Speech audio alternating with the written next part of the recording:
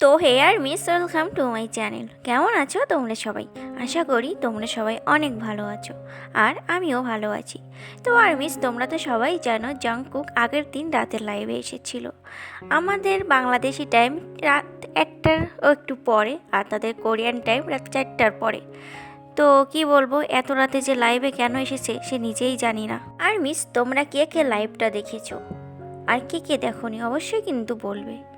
আর হ্যাঁ, তোমরা কি জানো আমাদের জংকুকের সাথে কালকে লাইভে আরেকজন এসেছিল? তোমরা তো জানো আমাদের জংকুক সাহেব লাইভে আসলে 1-1.5 ঘন্টা 4-5 ঘন্টারও রেকর্ড আছে। তো কালকে সে লাইভে এসেছিল, প্রায় 1.5 ঘন্টার মতোই সে লাইভে ছিল। তো এই 1.5 ঘন্টায় কিন্তু সে অনেক মজা করেছে, আর্মিদের অনেক কমেন্টের রিপ্লাইও দিচ্ছে। আরেকটা জিনিস কি তোমরা জানো, কালকে জংকুক কিন্তু উইভার্সে প্রায় 28 না 29 জন আর্মির কমেন্টের রিপ্লাই দিছে। তো সব আর্মিগুলো খুব ভাগ্যবান, আমাদের বাংলাদেশি আর্মিগুলো একদম আনলাকি। জংকুক কালকে তার ভাইয়ের বন্ধুর সাথে ছিল, আর তার সাথেই লাইভে এসেছিল। প্রথমে মনে হয়েছিল জংকুক একা লাইভে আছে, কিন্তু না, তার পাশে কিন্তু তার ভাইও ছিল। তো সে তার ভাইকে বলছে একটা গান গাইতে, সে তার আর্মিদের শোনাতে চায় তার ভাই কত সুন্দর গান পারে। কি বলবো, আমাদের জংকুক প্রচুর ফাজিল। কালকে সে তার বড় ভাইকেও প্রচুর পচিয়েছে, মানে তার কাছ থেকে কেউ একটু নিস্তার পাবে না, সে বড় হোক বা ছোট হোক, তাকে সে পচাবেই। কালকে লাইভে জংকুক শুধু মজাই করিনি, আরও অনেক কথাই বলেছে, তাদের কোম্পানি নিয়েও কথা বলেছে। আমরা সবাই ভাবি যে তাদের কোম্পানি হয়তো খারাপ, তাদের সাথে খারাপ আচরণ করে, কিন্তু কালকে লাইভে জংকুক বলেছে তাদের কোম্পানি খুব ভালো। আর সে এটাও বলেছে সে খুব আত্মবিশ্বাসী, তার আত্মবিশ্বাসের অভাব নেই। এত কিছুর পরেও কিন্তু জংকুক তার কোম্পানিকে খারাপ বলেনি, সে বলেছে তার কোম্পানি খুব ভালো, সব দিক থেকে তার কোম্পানি খেয়াল রাখে। শুধু এটাই না, জংকুক কিন্তু কালকে রাতে রান্নাও করেছে। মানে বেচারা এরকম টাইমে লাইভে এসেছে যে তার খিদায় লেগে গেছে, এই জন্য লাইভে সে রান্নাও করেছে।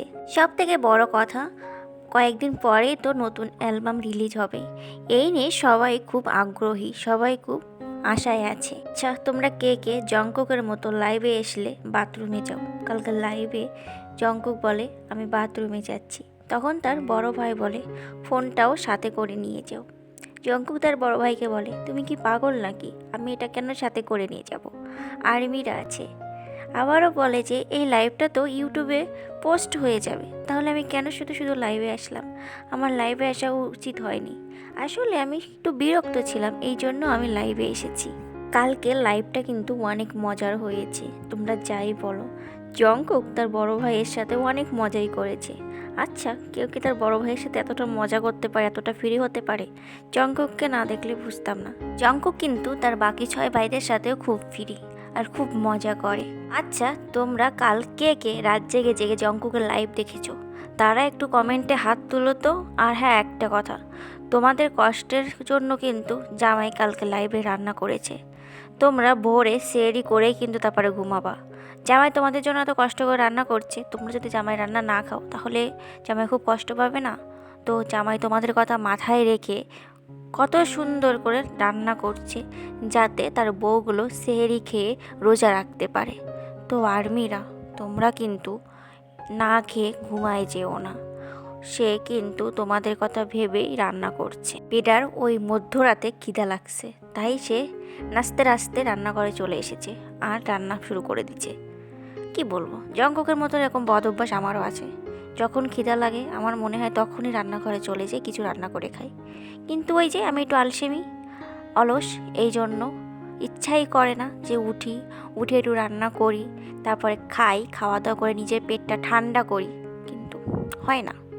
আবার মাঝে মাঝে হয়, যখন প্রচুর খিদে লাগে, যখন কোনো কিছু করার থাকে না, তখন সব অলস ছেড়ে উঠি। কিন্তু সেই দিক থেকে জামাই আবার ভালো আছে, তার খিদা লাগলেই কিন্তু সে রান্না করতে চলে যায়, বউদের মতো এত অলস না।